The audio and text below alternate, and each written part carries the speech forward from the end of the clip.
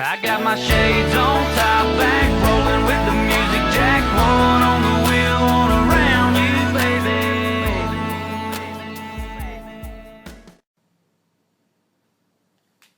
Hey, what's going on, YouTube?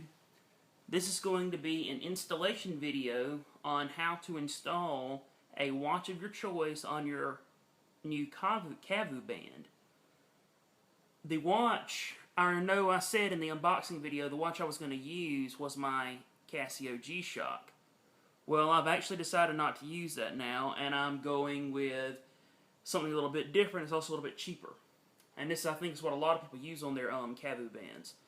It is a Timex Expedition Series watch. I bought this one at Walmart for around $35 plus tax, I believe. It's a brand new watch. I actually have not owned any Timexes since I was in elementary school. So this is my first Timex that I've had in a while, and I'm actually really excited about it. I really like this watch. And I used to be a hardcore Fossil watch and Casio G-Shock watch person, but now I'm actually starting to really like these cheaper Timexes. And I'm not going to start, getting upset if I end up, breaking the screen or whatever on this watch. Now, in the installation portion, you're going to need your KAVU band, of course, and your watch, go figure, and a tool of some sort. Well, most people don't have a watch pen tool, so what I'm using is a razor blade. And yes, I know this razor blade is a little bit rusty, but I've had my tetanus shot, so I'm good to go. You're also going to need or it's optional, a pair of scissors and a lighter. Now, I don't need those, but that would be if you need to trim your band up any shorter. I honestly don't really like to cut on things, and there is a little bit of excess on mine, but it's not so much that it causes any discomfort. If you have a really tiny wrist, you may have to chop some of your band off. But for me, I'm not going to do that to mine at all. So anyway, first things you need to do is take your razor blade, flip your watch over, and you're going to slip the razor blade down in between the watch case and the band and try to pull the pin back. Well, for the sake of time, I've already removed the pins out of my wristband, so we can just chunk those aside. So here's my pins, both of them, as you can see here. Now the pins, as most of you probably already know, they're spring-loaded at each end, and there's a little notch that the tip of the razor blade can index in so you can pull it back. You're going to need to use that razor blade to get it into the band. So the next thing you need to do is go ahead and open your band up. Lay it out flat. And what I like to do is I like to have the KAVU portion, the KAVU logo, on this side of my wrist, facing the outside. So what you need to do is take the top of the watch, the part that'll be facing away from your body when it's on you, so it'll be pointing up towards this side of the wrist, and lay that right next to the KAVU logo, and just slide the webbing in place. The next thing you're going to do is take your pin and install it in the watch. And some of you may be able to do this with your fingernails like what I'm doing. It's not too hard. It can be a little bit finicky, but it should go in fairly easily. And that's what she said. Huh. That wasn't the case for me. Haha, just kidding. That was an awful joke. You'll never hear any more of those again, I promise you, tube. I know it was lame. Then you're going to take the other end of the wristband, put that down in that side of the case, and take your other pin and stick it in place. Well, I guess that was easy. I guess if you already have your pins removed from your watch, then you don't really need one of these. So as you saw, I didn't use that, so we can get rid of it. The next thing you need to do, once you get it on, is you need to test to make sure you have your pins in place.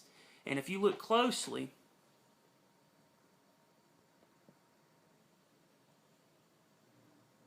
see if I can get the camera to focus.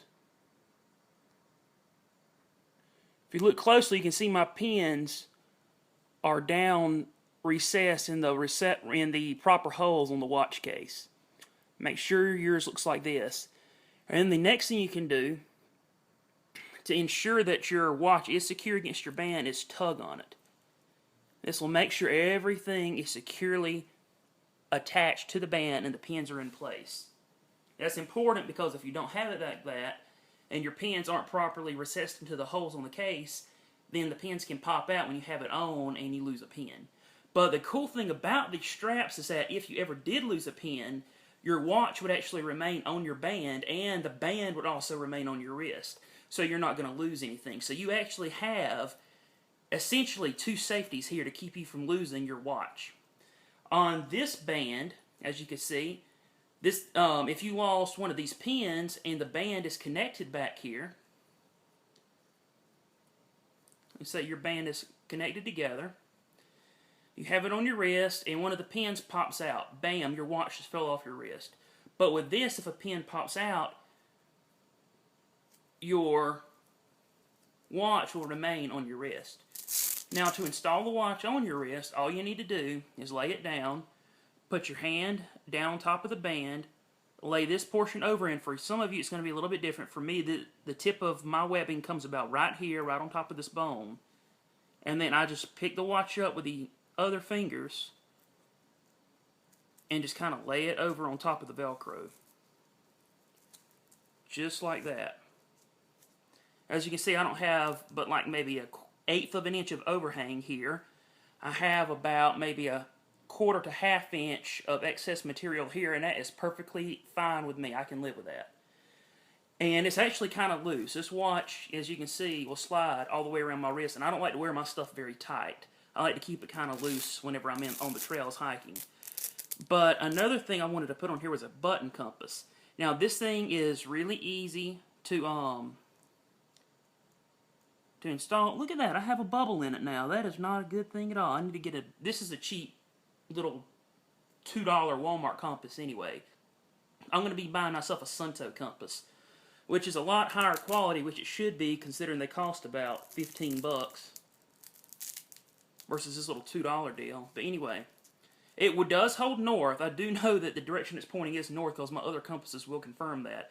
But it's already developing a bubble, which is not good because that means that the liquid inside is starting to leak out, and I've got a crack in it somewhere. So I will definitely be replacing that compass with something of a higher quality sometime in the very near future. But anyway, that's the installation video. Thanks for watching. Have a good day. I got my shades on, top back, rolling with the music jack, one on the wheel, one around you, baby.